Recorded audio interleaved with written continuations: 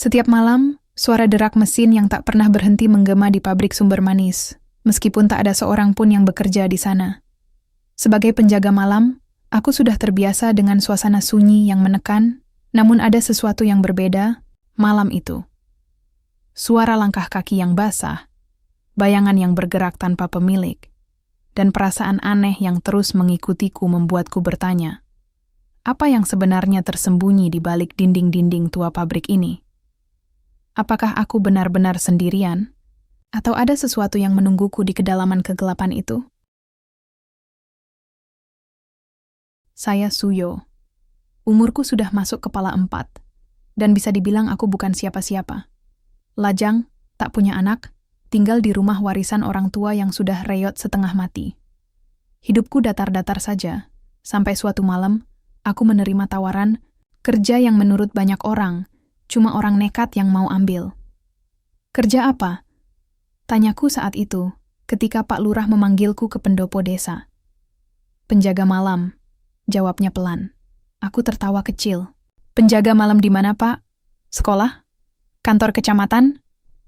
Pak Lurah menghela napas. Lalu ia menatapku.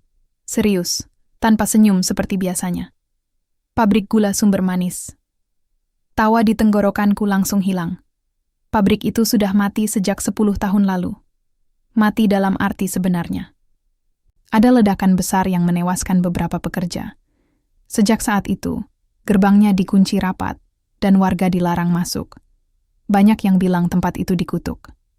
Ada pula yang bilang pabrik itu menyimpan dosa yang belum selesai. Dan kini, aku diminta menjaganya setiap malam. Kenapa aku? Tanyaku. Kamu gak banyak tanya, jawab Pak Lurah datar. Kamu gak cerewet, gak suka ribut, dan kamu butuh duit. Aku diam. Memang benar, aku butuh duit. Malam pertama aku berdiri di depan gerbang besi pabrik sumber manis. Rasanya seperti berdiri di depan mulut raksasa yang siap menelan siapa saja. Gerbangnya tinggi, catnya sudah mengelupas, dan ada tulisan, pudar. Dilarang masuk tanpa izin. Kunci gerbang itu sudah ada di tanganku. Pak Lurah memberikannya tadi siang, bersama senter besar dan seikat kunci kecil untuk pintu-pintu di dalam. Katanya, aku hanya perlu berpatroli 1 putaran tiap malam, dari jam 9 sampai jam 5 pagi. Sederhana, bukan? Tapi entah kenapa, kakiku terasa berat. Seakan tanah di depanku bukan tanah biasa, tapi tanah yang menyimpan bisikan. Kupasrahkan tubuhku. Perlahan aku buka gemboknya, dan dorong pintu gerbang yang berdecit panjang. Bunyinya seperti suara jeritan tertahan. Bismillah, gumamku. Langkah pertamaku masuk ke halaman pabrik terasa aneh. Angin di dalam lebih dingin, lebih lembab, seperti udara di dalam gua yang sudah lama tak terjamah cahaya. Pabrik ini luas, terdiri dari beberapa bangunan utama. Ruang produksi, ruang penyimpanan, kantor administrasi, dan cerobong tinggi yang kini hitam menghitam. Aku berjalan menuju pos jaga kecil dekat pintu produksi.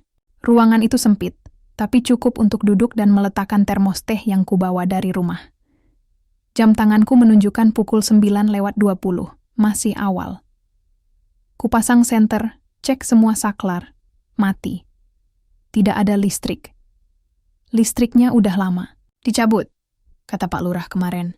Jadi kamu pakai senter aja. Aku tertawa saat itu. Sekarang tawa itu terdengar bodoh, karena malam di pabrik ini lebih gelap dari yang kubayangkan. Jam 10:15, aku mulai patroli pertama. Langkah kakiku menggema di koridor panjang menuju ruang produksi. Lantainya masih kuat, tapi penuh debu. Bau logam tua dan kayu lapuk menyelimuti setiap inci udara. Lampu-lampu gantung berderet di langit-langit, mati dan berdebu. Sesekali, aku merasa ada angin meniup rambutku, padahal semua jendela tertutup. Ku pencet saklar pintu ruang. Produksi, hanya untuk memastikan, tidak nyala. Sudah kuduga. Tapi saat aku mendekat ke pintu besi besar itu, aku mendengar sesuatu. Drrrr, drrrr, seperti suara mesin tua yang berputar. Aku mematung. Kupikir itu halusinasiku saja. Tapi tidak. Semakin dekat aku ke pintu itu, suara Itu makin jelas. Aku menempelkan telingaku ke besi dingin, dan suara itu makin nyata. Mesin sedang menyala.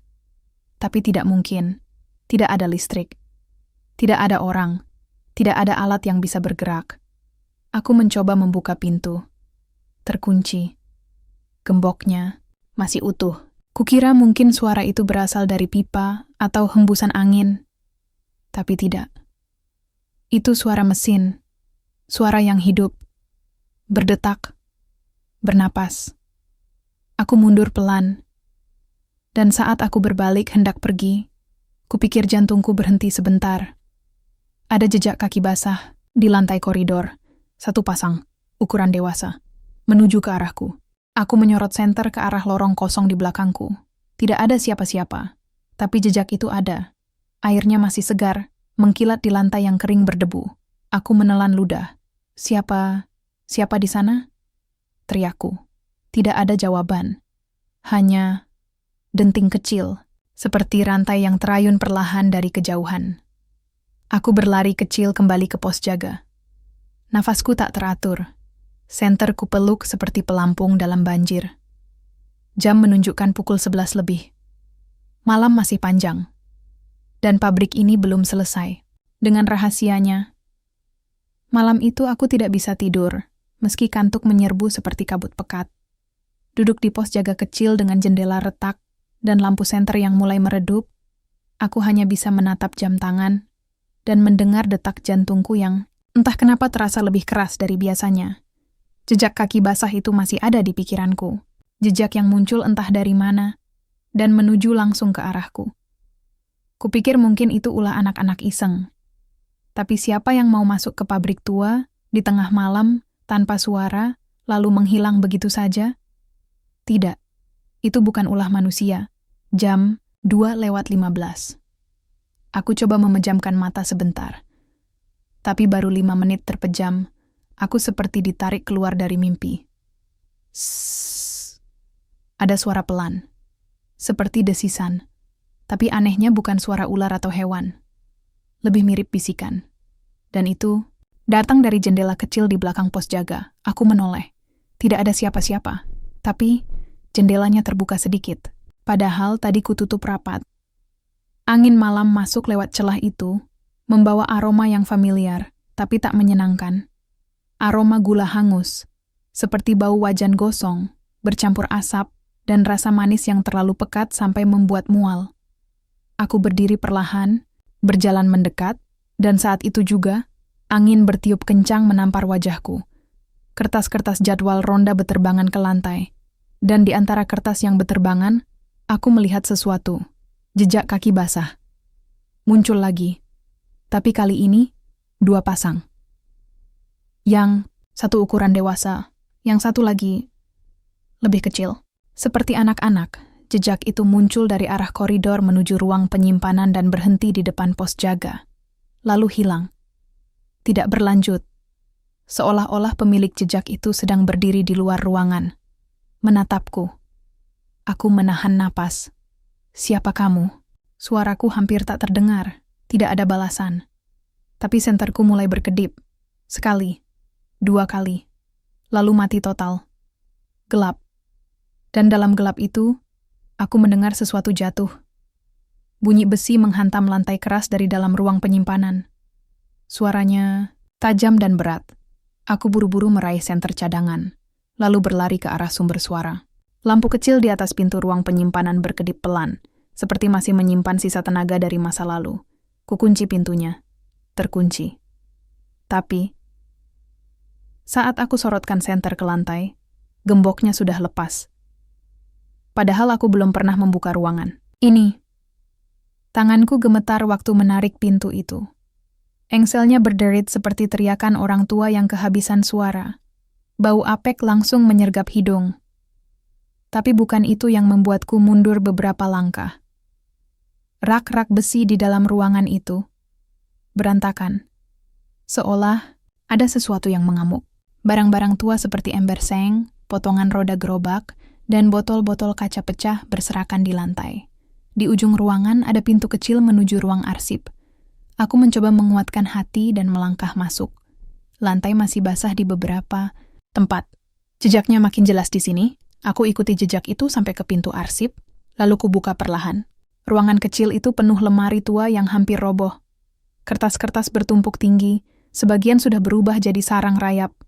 Tapi di tengah tumpukan itu, aku melihat sesuatu yang berbeda. Sebuah buku kecil bersampul coklat tua. Buku itu seperti baru diletakkan. Tidak berdebu, tidak rusak. Aku ambil dengan hati-hati dan membaca halaman pertama. Tulisan tangan. Tahun ditulis. Lebih dari 10 tahun lalu. Catatan harian Mandor R. Aku menahan napas. Inisial R itu terasa sangat familiar. Nama belakangku juga dimulai dari huruf yang sama. Kubuka halaman selanjutnya. Isinya aneh. Hari ke-12, bulan terakhir musim giling. Mesinnya tak berhenti berdengung, meski sudah kumatikan saklar. Anak-anak pekerja bilang mereka lihat bayangan di cerobong. Aku juga dengar suara yang sama seperti yang kudengar malam ini. Seperti tangisan atau tawa, atau dua-duanya. Aku menutup buku itu pelan. Tiba-tiba, suhu ruangan terasa turun drastis. Uap napasku terlihat di udara. Aku tahu, aku tidak sendirian di ruangan itu. Pelan-pelan aku berbalik. Di balik tumpukan arsip samar-samar, aku melihat sosok tegak, tak bergerak, berbalut bayangan. Tak ada wajah, tapi jelas ia melihatku. Aku mundur, 1 langkah, 2 langkah. Tiba-tiba, semua lemari arsip roboh bersamaan, seperti didorong oleh tangan tak terlihat. Aku berlari keluar. Napasku sesak, jantungku berdentam seperti genderang perang. Saat kembali ke pos jaga, aku duduk terengah-engah. Buku catatan itu masih kugenggam erat. Tanganku gemetar. Aku tahu, sejak malam ini, aku sudah terlalu jauh untuk kembali. Dan yang lebih menyeramkan, aku mulai curiga. Suara mesin yang kudengar bukan sekadar suara. Mungkin itu panggilan. Hari-hari berikutnya, siang, terasa tak pernah cukup panjang, dan malam jadi lebih panjang dari biasanya. Setiap kali matahari tenggelam di balik pepohonan, dan langit berubah kelabu tua, dada ini mulai terasa sesak. Bukan karena dingin, tapi karena firasat. Aku masih datang ke pabrik, setiap malam. Bukan karena berani, tapi karena penasaran. Dan karena sesuatu dalam diriku seperti ditarik untuk kembali ke sana. Mungkin oleh suara mesin itu. Mungkin oleh jejak-jejak aneh yang entah kenapa mulai terasa familiar. Dan tentu saja, karena buku catatan itu. Catatan milik Mandor R. Atau sebut saja Mandor Riono. Nama yang dulu hanya sekadar ingatan samar waktu aku masih kecil. Lelaki tua yang jarang pulang, yang katanya sibuk mengurusi gilingan, gudang, dan tebu. Dulu, orang-orang menyebutnya keras kepala, ambisius, dan tak pernah mau kalah. Ibuku jarang menyebut namanya. Tapi aku tahu, dari caranya menghindari topik soal pabrik, ada sesuatu yang dikubur dalam. Dan sekarang, aku membaca tulisan tangannya di pabrik ini, dalam kegelapan. Malam ketiga, aku kembali duduk di pos jaga. Tak ada bintang. Angin lembab dari arah cerobong membuat daun-daun pisang di belakang pabrik bergesekan, seperti bisikan pelan. Senter kuletakkan di atas meja. Buku catatan kubuka perlahan. Halaman keempat. Malam ini mesin gilingan berhenti sendiri, tapi baunya tetap ada. Seperti tebu dibakar, atau daging terbakar. Anak-anak mulai sakit. 3 orang mengeluh muntah darah. Tapi bos bilang teruskan produksi. Katanya aroma itu hanya karena rembesan uap. Aku berhenti membaca. Aroma gula terbakar. Itu, aroma yang beberapa malam terakhir ini menyelusup ke hidungku. Dan semakin aku mendekati ruang produksi, bau itu makin kuat. Kadang manis sekali, seperti permen yang meleleh di tungku. Tapi kadang berubah jadi amis, menjijikkan. Malam ini aku ingin membuktikan satu hal. Apa yang sebenarnya terbakar di ruang produksi itu? Ruang produksi adalah bangunan terbesar di kompleks pabrik. Pintu-pintunya besar, tinggi, dan berat. Suatu malam, aku pernah melihat salah satunya terbuka sedikit, meski kuncinya belum pernah kugoyang. Mungkin aku halu, mungkin juga tidak. Lampu senter kutiorot ke lantai. Jejak kaki itu muncul lagi, tapi berbeda dari sebelumnya. Jejaknya tidak hanya 2 pasang. Sekarang ada banyak. Ukurannya bervariasi, seperti barisan orang berjalan tanpa sepatu. Dalam barisan rapi menuju pintu produksi. Aku ikuti jejak itu dengan napas tercekat. Sampai tiba di pintu utama, dan bau itu menyengat, aroma tebu hangus. Tapi kali ini bercampur dengan sesuatu yang lebih pahit, seperti besi panas, seperti luka yang tak pernah sembuh. Dengan hati-hati, kuputar kunci gembok besar itu. Api kecil berkedip-kedip dari arah mesin gilingan di tengah ruangan. Ruang produksi sangat luas, dengan deretan roda gigi, penggiling besar, dan pipa-pipa tua yang berkarat. Dulu tempat ini jadi jantung pabrik. Dan sekarang, tempat ini seperti paru-paru penuh asap yang tak henti bernapas. Langkahku pelan. Suara sepatuku bergaung di lantai besi, dan di sanalah aku melihat bayangan pertama malam itu. Di samping mesin utama, berdiri seseorang. Tubuhnya tinggi. Pakaiannya seperti seragam buruh zaman dulu, baju biru tua, kancingnya terbuka separuh, dan celana kain lusuh. Ia berdiri membelakangi, menatap mesin yang berputar pelan sendiri. Ya, berputar. Gilingannya benar-benar bergerak. Roda-rodanya menderu, pelan seperti nyanyian lama yang nyaris tak terdengar. Tapi aku tahu suara itu. Aku pernah dengar waktu kecil. Suara mesin pabrik yang masih hidup. "Pak," suaraku tercekat. "Pak, siapa di sana?" Sosok itu tak menoleh, tapi dia mengangkat tangan pelan, menunjuk ke arah dinding timur ruangan. Aku mengikuti arah telunjuknya, dan di dinding itu terpasang foto besar hitam putih. Foto para pekerja. Ratusan wajah berjajar, semua mengenakan seragam pabrik. Di barisan paling depan, aku melihatnya. Sosok yang mirip dengan diriku, tapi lebih tua. Dengan tatapan tajam, rahang keras, dan tulisan kecil di bawahnya. Mandor Riono, kepala produksi langit-langit serasa runtuh. Itu kakekku. Sosok yang menghilang saat aku masih kecil. Sosok yang hanya tinggal cerita, dan kini berdiri di depanku. "Eyang," suaraku lirih. Tapi begitu aku kembali, menoleh, sosok itu sudah tidak ada. Hanya mesin yang masih berputar. Dan suara lain mulai terdengar, tangisan anak kecil, tangisan lirih, namun memilukan, seperti luka lama yang dipaksa dibuka kembali. Aku mundur, tapi suara itu semakin keras. Tangisan berubah jadi jeritan, dan dalam satu kedipan mata, semua mesin di ruangan itu hidup bersamaan, bergetar, menyala, menggila. Aku berlari keluar sekuat tenaga. Saat kututup pintu produksi, suara itu langsung berhenti. Sunyi. Seolah tidak pernah terjadi apa-apa. Tapi aku tahu, pabrik ini menyimpan ingatan. Dan malam ini aku baru membuka satu lapisan. Aku kembali ke pos jaga dengan tubuh gemetar. Aku tahu besok malam aku akan kembali lagi. Karena kini aku sadar, ini bukan cuma pabrik tua. Ini adalah kuburan rahasia. Aku tidak langsung pulang setelah malam itu.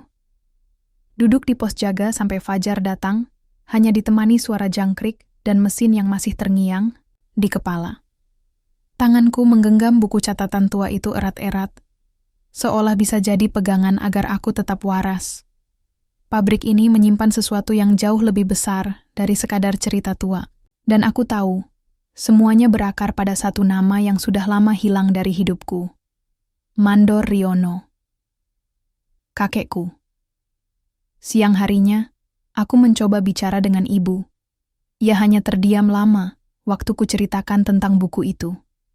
Tentang jejak kaki, tentang suara, mesin yang menyala sendiri, tentang sosok berseragam buruh tua yang berdiri membelakangiku. Dan saat ku bilang bahwa aku yakin, aku melihat Eyang, wajah ibu langsung pucat. "Aku gak pernah cerita apa-apa tentang bapakmu, karena aku pengen kamu hidup normal," katanya pelan. "Kamu tahu kenapa pabrik itu ditutup?" lanjutnya. Bukan cuma karena kebakaran kecil seperti yang orang-orang bilang. Aku diam, menatapnya. Waktu musim giling terakhir itu, banyak pekerja jatuh sakit. Gak jelas kenapa. Ada yang muntah darah, ada yang hilang. Termasuk anak-anak buruh. Mereka ikut bantu ngangkut tebu, bersihin ampas, muterin gilingan. Lalu, satu malam, semuanya lenyap. 8 orang, termasuk beberapa anak kecil. Ibu berhenti, tangannya gemetar memegang gelas. Dan semua itu terjadi setelah Eyang memaksa mesin tetap jalan, meski udah ada tanda-tanda bahaya. Katanya, kalau produksi berhenti, semuanya rugi besar. Aku menggigit bibir. Dada ini sesak. Setelah itu, lanjut ibu. Bapakmu hilang. Katanya dibawa orang pabrik pusat. Tapi aku yakin, dia nggak pernah keluar dari pabrik itu. Aku menatapnya, pelan-pelan menyatukan semua potongan puzzle yang selama ini tercecer. Kakekku bukan cuma pekerja. Dia pemicu tragedi. Dan sekarang, mungkin arwahnya terjebak di sana, menunggu seseorang. Mungkin menungguku. Malam itu aku kembali ke pabrik, tapi kali ini aku datang lebih awal. Langit baru gelap sebentar, dan gerimis turun perlahan. Bau tanah basah bercampur angin lembab yang masuk dari ventilasi rusak di sudut pos jaga. Aku duduk sambil membuka kembali buku catatan itu. Halaman ke-7. Anak-anak tidak pulang malam ini. Kami sudah mencari, tapi hanya menemukan helm kecil dan satu senter rusak di dekat gilingan. Aku merasa bersalah, tapi belum bisa berhenti. Mesin masih harus jalan. Produksi belum selesai.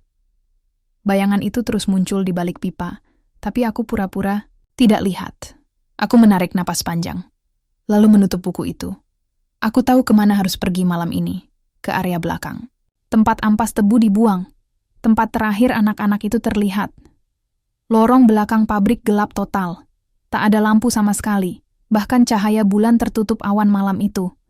Tapi langkahku terus maju, melewati tumpukan karung tua, gentong kosong, dan bekas lintasan roda gerobak yang nyaris hilang di telan tanah. Suara langkahku terdengar aneh di sini, seperti tidak sendiri. Kadang samar-samar seperti ada yang meniru langkahku, tapi setengah detik lebih lambat. Dan tiba-tiba aku melihatnya. Senter kecil, tergeletak di tanah. Masih utuh, tapi terlihat sangat tua. Kusam, ada huruf N, tergores. Di ujungnya, aku mengambilnya. Begitu tanganku menyentuh senter itu, angin besar tiba-tiba menerpa dari belakang, membuatku hampir terjatuh. Daun-daun kering, beterbangan. Pintu kayu berderit keras, dan entah dari mana, suara anak-anak muncul. Tertawa kecil. Riuh. Seperti sedang bermain kejar-kejaran. Tapi suara itu datang dari bawah. Dari lubang besar di belakang gudang, yang tertutup separuh oleh drum tua. Aku menarik drum itu dan menemukan lorong sempit, seperti jalur pembuangan yang lama tak terpakai. Tanpa pikir panjang, aku turun ke sana. Lorong itu dingin, lembab. Bau tebu basi bercampur aroma logam memenuhi hidungku. Tapi aku terus berjalan, menerangi jalan dengan senter kecil yang kupungut. Tadi, sampai akhirnya, aku sampai di ruang kecil, seperti bunker bawah tanah. Dan disinilah aku melihat sesuatu yang membuat napasku berhenti sejenak. Helm-helm kecil tergantung di dinding. Bersih, teratur, seolah masih digunakan. Dan di tengah ruangan ada papan tulis kecil dengan tulisan memudar. Anak shift malam, jangan keluar sebelum dijemput. Aku terduduk. Ruangan ini seperti kelas rahasia. Tapi untuk siapa? Untuk anak-anak yang tak pernah pulang? Dan saat aku hendak keluar, suara itu datang lagi. Langkah kaki kecil, mendekat. Aku menyorot ke pintu lorong. Tak ada siapa-siapa. Tapi tiba-tiba, senter kecil di tanganku menyala sendiri. Lalu mati. Lalu menyala lagi, seperti kode aku berbalik. Dan di dinding, kulihat goresan-goresan yang selama ini tertutup debu. Tolong kami. Kami kedinginan. Kami tidak tahu jalan pulang. Tanganku gemetar. Hatiku berdesir. Mereka masih di Sini, anak-anak itu, yang tidak pernah pulang. Dan mungkin hanya aku yang bisa membuka jalan bagi mereka. Aku kembali ke pos jaga menjelang subuh, dengan kepala penuh pertanyaan dan dada yang sesak oleh rasa bersalah yang bahkan bukan milikku. Tapi aku tahu, ini belum selesai. Karena malam demi malam pabrik ini terus berbisik. Dan sekarang, aku mulai bisa mendengar apa yang dikatakannya. Aku tak tidur malam itu. Bagaimana bisa? Setelah mendengar tawa anak-anak yang tak pernah pulang, melihat helm kecil tergantung rapi, lorong-lorong tua yang menyimpan bekas kenangan yang tidak pernah selesai, kepala ini terus berputar, menggali lebih dalam ke masa lalu yang dikubur, paksa. Dan saat fajar menyentuh atap rumahku, aku tahu satu hal, semua ini belum selesai. Dan seseorang ingin aku menyelesaikannya. Aku kembali ke pabrik sore itu, sebelum gelap sepenuhnya turun. Bukan karena berani, tapi karena firasat. Ada sesuatu yang menunggu, dan aku tak mau lagi datang terlambat. Langit mendung, awan gelap menggantung, seperti beban besar yang nyaris jatuh dari langit. Hujan belum turun, tapi udara terasa berat, seperti napas seseorang yang ditahan terlalu lama. Kunci pos jaga kubuka perlahan. Tapi sebelum sempat duduk, aku melihat amplop coklat tergeletak di atas meja. Tidak ada semalam, dan tidak ada yang bisa masuk ke sini kecuali aku. Tanganku gemetar saat meraihnya. Amplop itu tua, sudah menguning, dan bagian ujungnya sobek sedikit. Tapi masih bisa kubaca tulisan di depannya. Untuk siapapun yang menjaga malam, dari Riono, Mandor Giling, Pabrik Sumber Manis. Darahku seakan berhenti mengalir. Dengan hati-hati, kubuka amplop itu. Di dalamnya ada 3 lembar kertas tipis, ditulis tangan. Tulisan rapi, dengan tinta yang sudah mulai pudar. Tapi jelas, itu tulisan yang sama seperti di buku catatan tua. Aku mulai membaca. Suyo, jika kau membaca ini, berarti waktu kita hampir habis. Aku tidak tahu siapa yang akan menemukan surat ini. Tapi aku berharap, itu kamu. Aku berharap darahku yang melanjutkan. Kau pasti sudah mendengar suara-suara aneh, sudah melihat jejak kaki, merasakan mesin yang menyala sendiri. Semuanya bukan halusinasi. Semua itu nyata. 10 tahun lalu, aku membuat keputusan yang salah. Kami kehabisan bahan bakar, tapi tetap memaksa mesin jalan. Kami kehilangan banyak pekerja, tapi tetap diam. Dan malam itu, kami membakar tebu busuk yang dicampur dengan sesuatu yang seharusnya tidak ada di sana. Sesuatu yang hidup. Anak-anak itu, mereka bukan korban. Mereka saksi. Dan aku pembungkam. Mereka ditutup, disembunyikan, dikurung, agar pabrik tetap beroperasi. Aku pikir aku bisa lari dari dosa ini. Tapi malam-malamku tidak pernah damai sejak itu. Tangisan mereka mengganggu tidurku. Bayangan mereka mengikuti setiap langkahku. Dan akhirnya, aku memilih tetap tinggal. Pabrik ini bukan tempat kerja. Ini tempat penebusan, Suyo. Jika kau benar-benar cucuku, tolong, buka ruang bawah tanah. Buka pintu besi yang kubuat dengan tangan sendiri. Dan bebaskan mereka. Agar aku bisa pergi. Maafkan Eyang. Aku berhenti membaca. Air mata entah sejak kapan mulai turun. Genggamanku mengepal, kertas itu hampir kusobek saking kerasnya aku menahan emosi. Pintu besi, di ruang bawah tanah, aku tahu tempat itu. Tadi malam aku tidak sempat menjelajahi seluruh lorong. Tapi kini, aku tahu apa yang harus kucari. Malam itu, aku turun lagi ke lorong. Kali ini, dengan 2 senter dan linggis kecil. Gerimis mulai turun dari langit, dan udara makin pengap saat aku menapaki tangga kayu rapuh di belakang gudang. Lorongnya masih sama gelap. Tapi kali ini, aku menyusuri sisi lainnya. Dan di ujung lorong, aku menemukannya. Sebuah pintu besi. Tertutup rapat. Dengan tulisan tua yang nyaris terhapus. Jangan dibuka. Jantungku berdetak keras. Aku mendekat perlahan. Menggoyang gagang pintu. Terkunci. Kupukul beberapa kali dengan linggis. Logamnya berkarat, tapi masih kokoh. Dan ketika akhirnya berhasil kutarik paksa, bau itu menyeruak seperti muntahan masa lalu. Bau tebu busuk, bercampur darah yang sudah mengering. Ruangan di balik pintu itu sempit, gelap. Tapi dindingnya penuh coretan tangan kecil. Kami masih di sini. Ayah, jemput aku. Kami tidak salah. Kenapa ditinggal? Aku mundur. Nafasku mulai tak teratur. Dan saat itu, lampu senter mati. Gelap total. Sunyi. Lalu, terdengar napas. Di belakangku. Pelan. Tapi sangat dekat. Aku membalikkan badan cepat-cepat, menyalakan senter cadangan, dan kulihat mereka, anak-anak, wajah pucat, mata besar kosong, berdiri berjajar. Mereka tidak bergerak, hanya menatap. Dan salah satu dari mereka melangkah maju.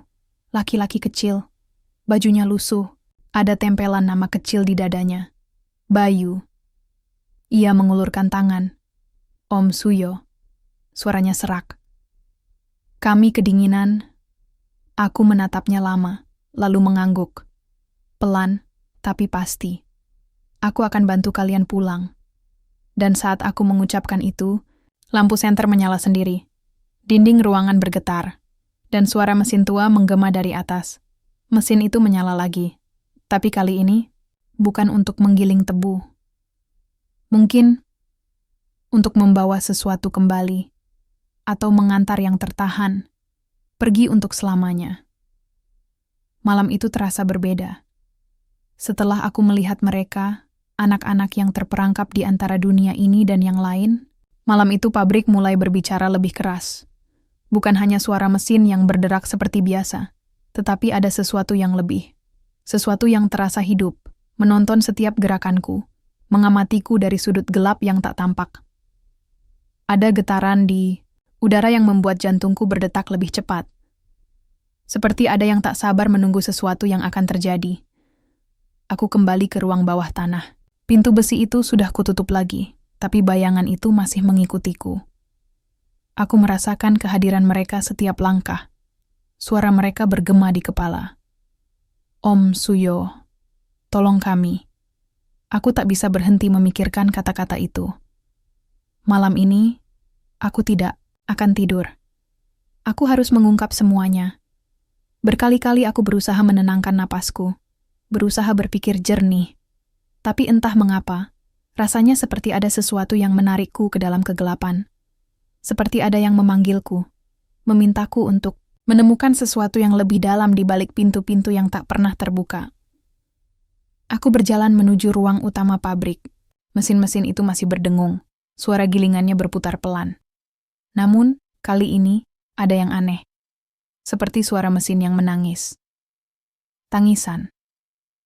Aku menahan napas. Senyap. Dari lubang ventilasi besar di sisi ruang itu, aku bisa mendengar suara aneh. Kecuali, kali ini bukan suara mesin. Suara tangisan. Lemah. Seperti seseorang yang terluka. Aku bergerak pelan. Menyusuri lorong panjang, langkahku terasa berat. Seperti ada beban yang mengikutiku, menempel di pundak. Dan saat aku menoleh, sosok itu muncul lagi. Bayu, anak laki-laki yang paling muda. Sekarang, wajahnya tampak lebih jelas. Wajah pucat dengan mata hitam besar yang menatap kosong ke arahku. Ada noda darah kering di pipinya. Bajunya robek di beberapa tempat seperti terkena benda tajam. Om, katanya lirih. Aku takut. Aku tidak bisa berbicara. Aku hanya bisa menatapnya. Terlalu banyak yang harus kutanyakan. Tetapi di satu sisi, aku tahu jawaban itu tidak akan datang begitu saja. Aku harus menyelesaikannya. Tanpa banyak kata, aku mengikuti Bayu menuju ruang mesin utama. Sesampainya di sana, suasana semakin mencekam. Lampu yang biasa menyinari ruangan itu redup, dan mesin-mesin giling itu berputar dengan sendirinya. Aku mendekat. Pabrik sumber manis masih berdiri kokoh. Namun aku merasakan ada sesuatu yang hilang. Sesuatu yang entah bagaimana membuat ruangan ini terasa lebih kosong dari sebelumnya. Aku duduk di pos jaga, menatap layar komputer yang mati. Mengingat kembali peristiwa-peristiwa aneh yang telah terjadi. Mesin yang menangis, suara langkah kaki yang tak terlihat, bayangan-bayangan yang datang dan pergi. Semua itu terasa seperti bagian dari mimpi buruk yang tak akan pernah benar-benar hilang, seolah-olah pabrik ini masih menyimpan rahasia yang lebih gelap dari yang bisa kubayangkan. Dan disitulah aku teringat akan sesuatu yang sempat terlupakan, surat dari kakekku. Aku meraih amplop coklat yang masih tersimpan di dalam saku jaketku. Membuka surat itu sekali lagi. Kata-katanya kembali menghantuiku. Ada satu kalimat yang tak pernah kulupakan. Selesaikan apa yang kutinggalkan. Apakah itu benar-benar selesai? Aku bertanya-tanya. Lalu, aku teringat sesuatu yang tak bisa diabaikan. Surat itu hanya memberikan petunjuk tentang rahasia pabrik ini. Tentang apa yang terjadi 10 tahun lalu. Tetapi, ada bagian dari cerita itu yang belum lengkap. Di luar, angin malam bertiup kencang, menggoyangkan jendela pos jaga. Suara, gemerisik daun yang bergoyang terdengar seperti bisikan dari masa lalu. Aku berdiri dan berjalan menuju ruang utama pabrik, tempat di mana semua peristiwa itu dimulai. Saat memasuki ruang besar yang penuh dengan mesin tua, aku merasakan sesuatu yang aneh. Udara terasa dingin, lebih dingin daripada biasanya. Setiap langkahku terasa lebih berat.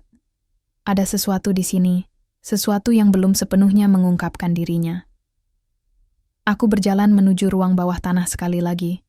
Pintu besi itu masih ada di sana. Tetapi kali ini, aku tak merasa takut lagi. Rasa penasaranku lebih besar daripada rasa takut yang ada di dalam diriku. Aku harus memastikan bahwa semuanya telah selesai. Begitu aku membuka pintu itu, bau tebu busuk kembali menyeruak. Namun kali ini tak ada suara mesin yang menyertai. Hanya keheningan yang mencekam. Di dalam, aku melihatnya lagi, bayangan itu. Riono. Sosok kakekku masih ada di sana, berdiri di sudut gelap. Namun kali ini, dia tidak menatapku dengan mata kosong seperti sebelumnya. Ada sesuatu yang berbeda. Matanya lebih hidup. Dia mendekat dengan langkah perlahan, wajahnya penuh penyesalan. Aku tahu dia ingin mengatakan sesuatu. Selesaikan semuanya, Suyo. Suaranya terdengar lebih jelas daripada sebelumnya. Pabrik ini tak akan pernah bisa tenang sebelum semua rahasia terungkap. Ada satu hal lagi yang harus kau tahu. Ada yang lebih gelap di balik kejadian ini. Selesaikan, cucuku. Aku menatapnya, merasa kebingunganku semakin dalam. Apa maksudnya? Apalagi yang harus kuselesaikan? Saat aku hendak bertanya lebih lanjut, tubuh Riono menghilang, seolah disapu oleh kegelapan yang datang begitu cepat. Aku berdiri terpaku, tak tahu harus berbuat apa. Tiba-tiba, dari dalam pabrik terdengar suara derak mesin. Aku berlari menuju ruang mesin utama dengan panik, berharap bahwa itu hanya imajinasiku. Namun, saat aku sampai di sana, aku melihat sesuatu yang tak bisa dijelaskan. Oleh logika, mesin-mesin yang sudah berhenti berputar, kini kembali bergerak, seperti hidup. Suara mesin itu begitu keras, dan di tengah suara itu, aku mendengar tangisan. Tapi ini bukan tangisan anak-anak yang terperangkap. Ini adalah tangisan sebuah entitas yang lebih besar, lebih menakutkan, lebih kelam. Aku tahu pabrik ini masih belum selesai mengungkapkan semuanya. Rahasia yang lebih gelap, lebih tersembunyi, masih terperangkap di dalamnya. Pabrik ini bukan sekadar tempat kerja. Pabrik ini adalah penjara. Penjara bagi sesuatu yang lebih jahat dari sekadar arwah-arwah pekerja yang tak bisa beristirahat. Aku berdiri di sana, merasa terpaku oleh kenyataan bahwa aku masih terjebak dalam jaring kegelapan ini. Aku adalah penjaga malam, dan ini adalah tugasku.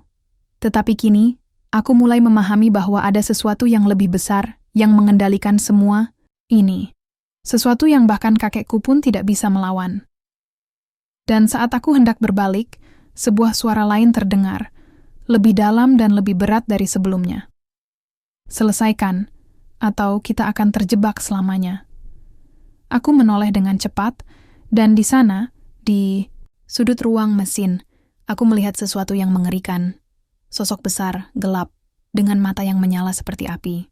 Makhluk itu menatapku dengan penuh kebencian, seolah-olah menginginkan lebih dari sekadar pembalasan. Aku merasa tenggelam dalam ketakutan yang dalam. Aku tidak tahu Apakah aku bisa melarikan diri lagi? Aku berdiri di depan makhluk itu, tubuhku kaku oleh rasa takut yang mencekam. Matanya menyala merah, bercahaya tajam, seolah bisa menembus ke dalam jiwaku. Setiap gerakan makhluk itu membuat ruang pabrik ini semakin sempit, menekan udara, dan membungkam suara dunia luar. Aku ingin berteriak, tetapi suaraku terperangkap di tenggorokan. Ini bukan sekadar hantu. Ini lebih dari itu, lebih dari yang pernah aku bayangkan. Sebuah entitas yang lebih tua dari segala yang ada di sini, yang telah lama terperangkap dalam kegelapan ini. Kau ingin tahu, Suyo? Suaranya menggelegar, seperti petir yang menyambar bumi. Apa yang sebenarnya terjadi 10 tahun lalu? Apa yang membuat pabrik ini mati? Aku hanya bisa menatapnya, tak bisa berkata-kata. Kakekmu, dia adalah bagian dari semua ini. Ia membuat kesalahan, sebuah kesalahan besar. Dan sekarang, pabrik ini membayar harga yang sangat mahal. Makhluk itu mendekat, setiap langkahnya membuat lantai bergetar. Aku mundur beberapa langkah, merasa panik. Tapi aku tahu, tak ada jalan keluar. Aku telah terjebak dalam cerita ini sejak awal. Pabrik ini bukan hanya tempat bekerja. Ini adalah tempat dari sesuatu yang lebih gelap. Sesuatu yang datang bersama, ketamakan, bersama darah yang ditumpahkan. Itu yang membangkitkanku. Suara makhluk itu lebih rendah, seakan berbisik langsung di telingaku. Dan aku akan tetap ada di sini, selamanya, sampai semuanya selesai. Aku menutup mata, mencoba menenangkan diri. Tetapi saat aku membuka mata, kegelapan itu sudah begitu dekat, hampir menyentuhku. Aku tahu satu hal, ini adalah akhir. Tidak ada yang bisa menghindar. Lalu, tiba-tiba, bayangan kakekku muncul di depan makhluk itu. Selesaikan apa yang mulai ku kerjakan, kata kakekku. Matanya penuh penyesalan. Ini adalah ujian terakhir. Kalau kau tidak menghadapinya, semua akan hilang. Dengan satu gerakan cepat, aku melangkah maju. Tangan ini menggenggam sesuatu yang belum pernah aku ketahui. Sebuah kunci yang ternyata terhubung langsung ke inti. Pabrik ini. Aku menariknya. Semua berhenti. Makhluk itu menghilang, tak meninggalkan jejak. Pabrik kembali sunyi, seakan tak pernah ada kekuatan gelap yang menguasainya. Kakekku menghilang bersama angin malam. Dan aku tahu, semuanya telah selesai. Dengan ini, cerita penjaga malam pabrik Sumber Manis berakhir. Semua rahasia terungkap, dan pabrik yang pernah terkutuk kini akhirnya bisa beristirahat dalam kedamaian. Part O Mini